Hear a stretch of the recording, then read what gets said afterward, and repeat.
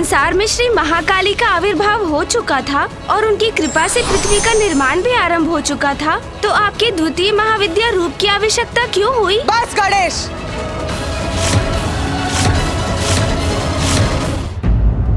माता, आपने ही मधु और केटप को उत्पन्न किया, तो माता जब उनका अंत ही होना था तो आपने उन्हें जीवन दिया ही क्यों?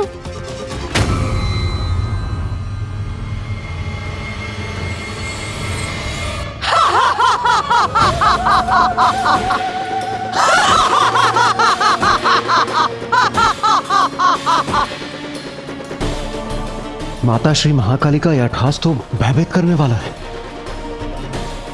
तेरे इस प्रश्न का तो एक ही उत्तर है रे। मैं जो भी करती हूँ उसका एक बड़ा कारण होता है।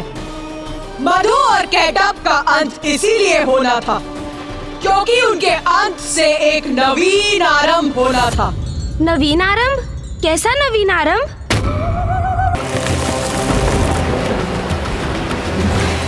हाँ रे, नवीन आरंभ, क्योंकि मधु और केटप के खंडित शरीरों की मोधनी एक साथ आने से जल पर चलायमान थल के अंश को कठोरता प्राप्त हुई और ये था आरंभ पृथ्वी का।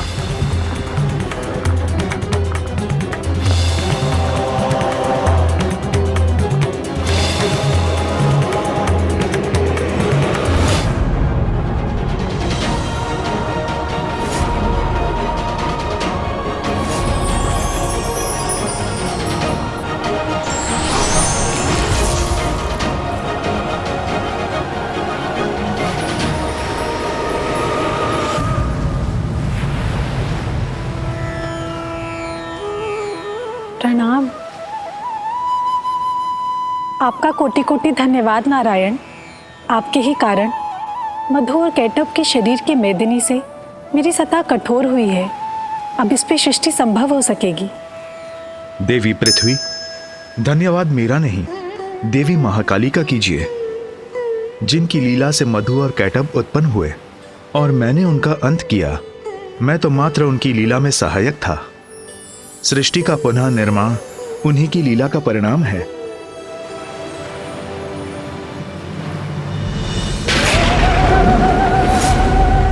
जय श्री महाकाली।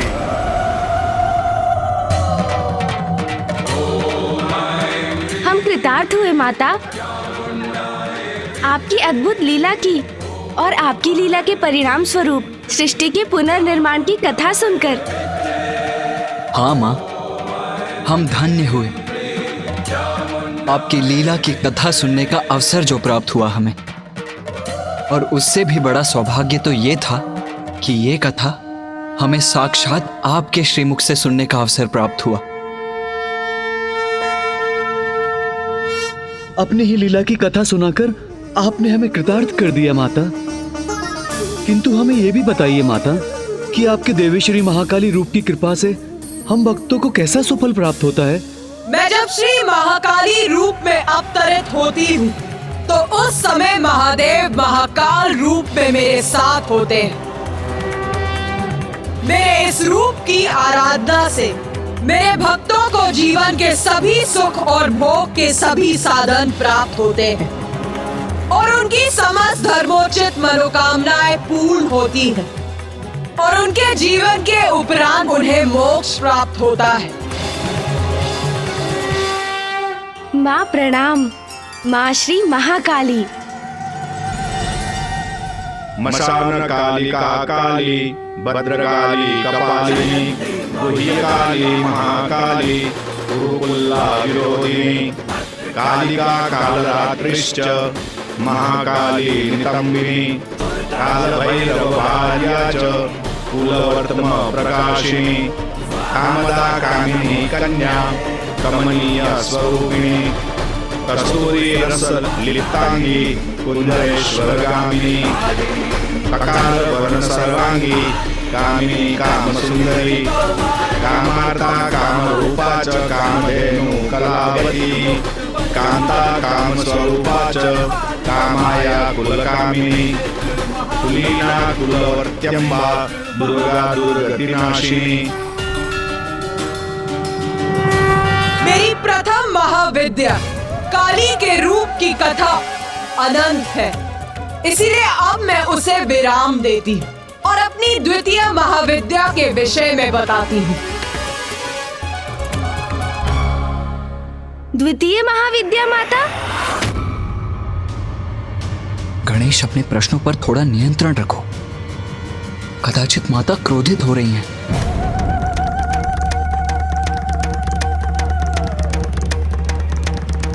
माता श्री महाकाली का प्रचंड क्रोध जागृत हुआ तो कदाचित हम सभी उसमें भस्म हो जाएंगे।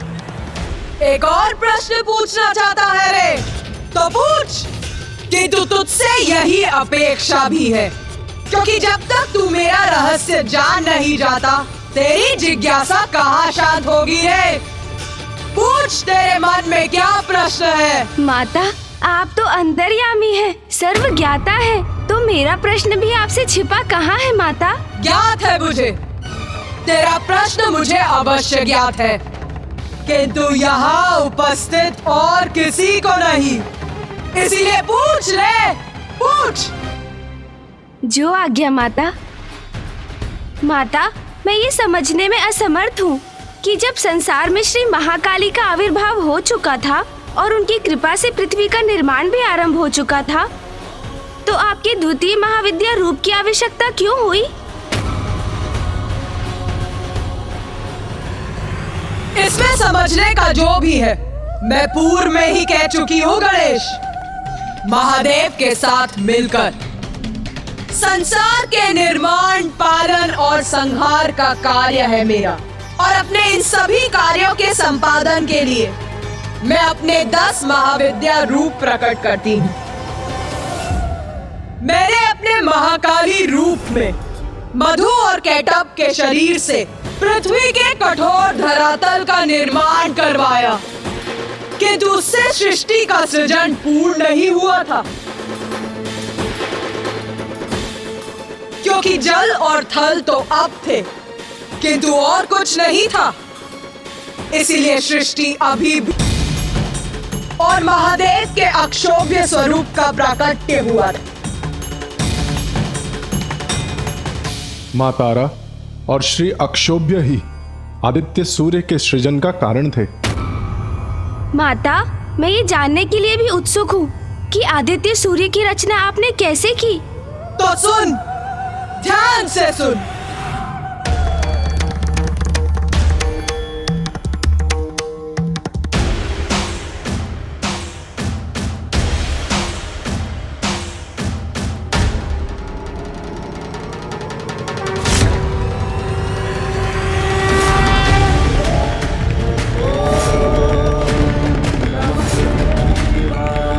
जिसके टकराव से उन ऊर्जा पिंडों की संख्या में और वृद्धि के साथ उनका जुड़ाव आरंभ हुआ, और तब जल के भीतर निरंतर बढ़ती ऊर्जा के केंद्र आदित्य सूर्य का आकार दिखाई देने लगा।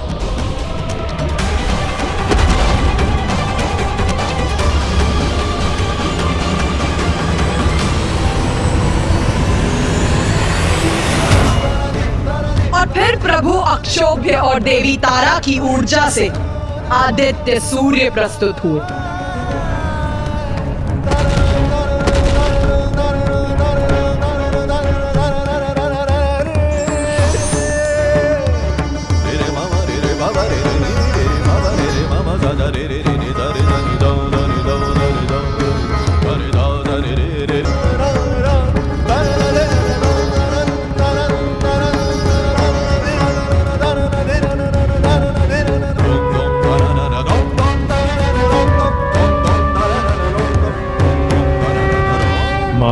प्रभु अक्षोभ्य, आपसे जीवन पाकर मैं कृतार्थ हुआ। मुझे उत्पन्न करने के लिए आपका कोटि कोटि धन्यवाद। मैंने पृथ्वी पर जीवन का संचार करने के लिए आपको जन्म दिया है। अब आप अपने स्थान पर रहकर सृष्टि को ऊष्मता, प्रकाश और जीवन दायिनी ऊर्जा प्रदान करें। दिवस और रात्रि उत्पन्न करेंगे, पृथ्वी पर ऋतुओं का चक्र स्थापित करेंगे। अब आप प्रस्थान कीजिए और सभी को जीवन देने का अपना दायित्व संभालिए। उचित है मां।